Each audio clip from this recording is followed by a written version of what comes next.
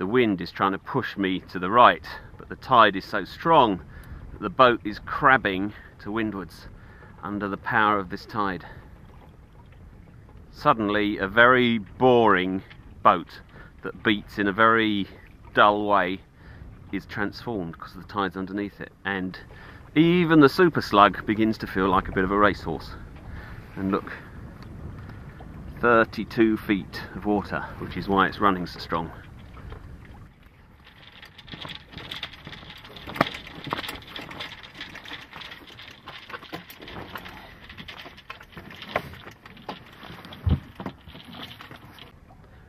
I'm beating in towards Abraham's Bosom. What a great name for an anchorage, Abraham's Bosom. You could invent an awful lot of stories to account for an anchorage called Abraham's Bosom.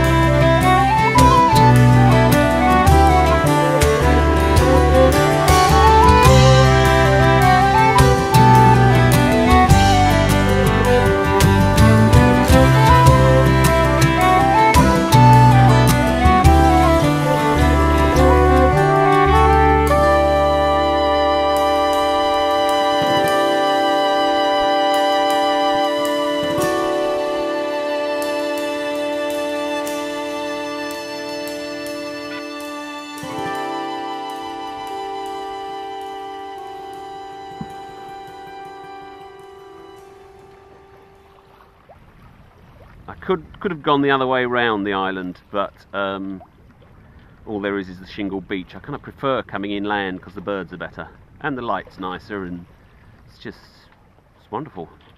I'm beating here. Don't usually bother beating in this boat because the tide is so strong, which is making very, very good progress. Although we are slowly moving over to this lee shore, so at some stage I shall have to put the camera down and tack away. Beating very nicely.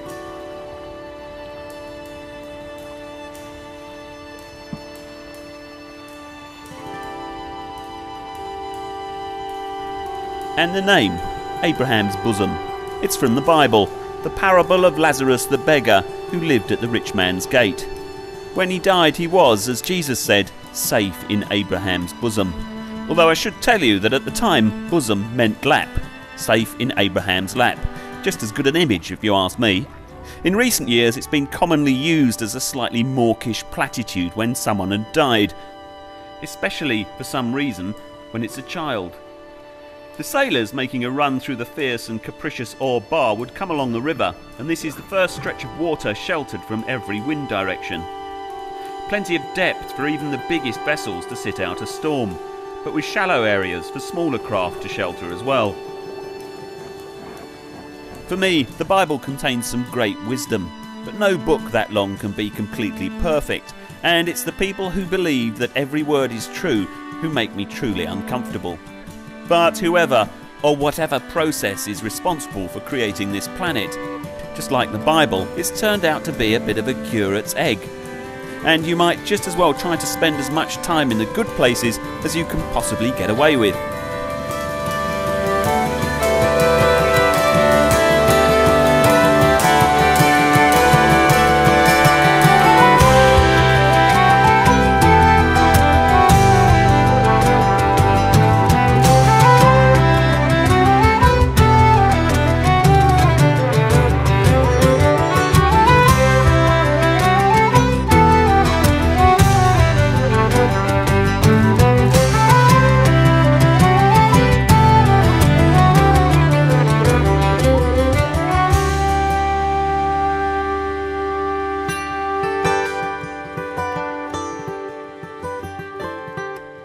The tide is coming out around this corner. I think at the moment I'm in a back eddy because I seem to be sweeping along pretty fast.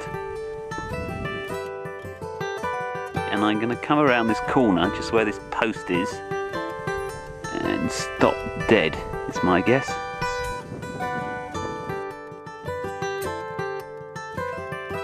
Where the tide comes around the corner, kind of heads out to the other shore, and it creates a sort of vacuum behind, and you can quite often get picked up in quite a strong countercurrent running up the inside. But as soon as you hit that corner, then you're in the full force of the tide. So my guess is I'm going to come around this corner and then I'm just going to pretty much be stopped. In fact, I think I nearly have. So there's still a good breeze going, but this tide is really going fast. Going to have to put the engine on.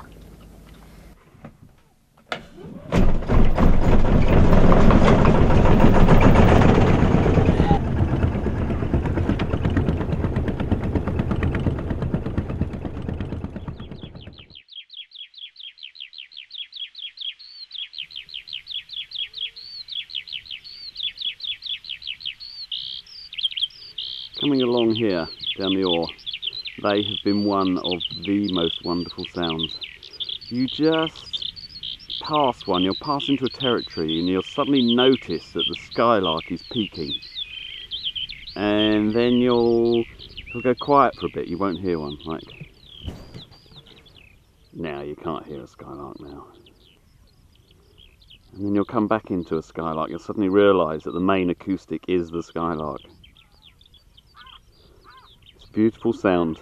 Seabirds generally don't make a nice sound. I mean, the gulls are horrible, the geese are horrible, the oyster catchers, they're not very good.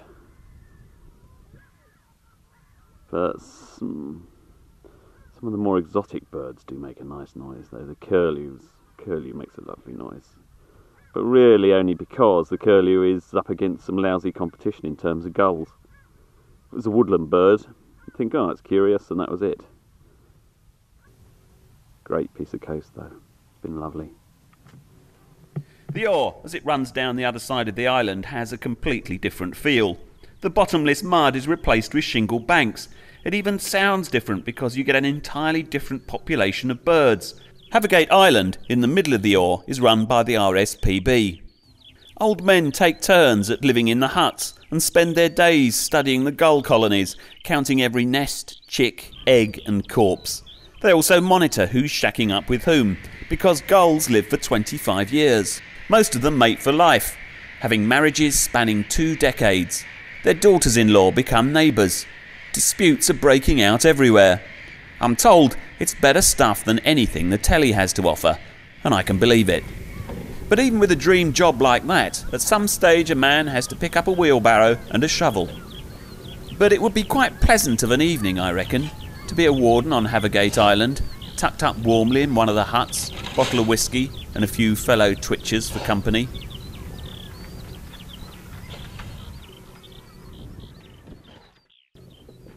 Gas bottles and rubbish bags. Now come on lads. Gulls will be in there pretty quick unless you move it. You don't actually think much of your architecture either. That could be a lot nicer, couldn't it, if you thought about it? However, I'm pleased you're here. Britain would be a much worse place without the RSPB. Doesn't mean they always always get it right, but by and large they're well-meaning and a fantastically useful group of people.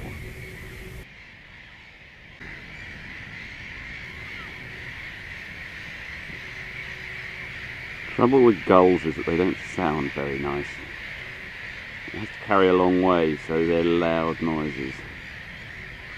And really the noises are kind of just a hooter for lots of these birds. And the gulls just keep it up all day. How noisy.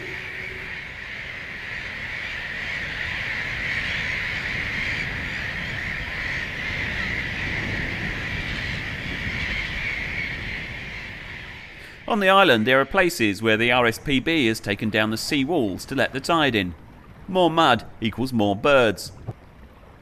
Worth shoving the slug's bow through the small gap, I reckon.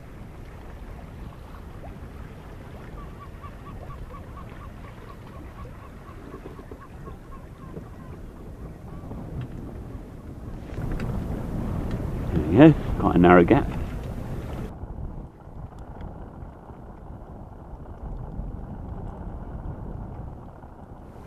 Now I'm on reclaimed land.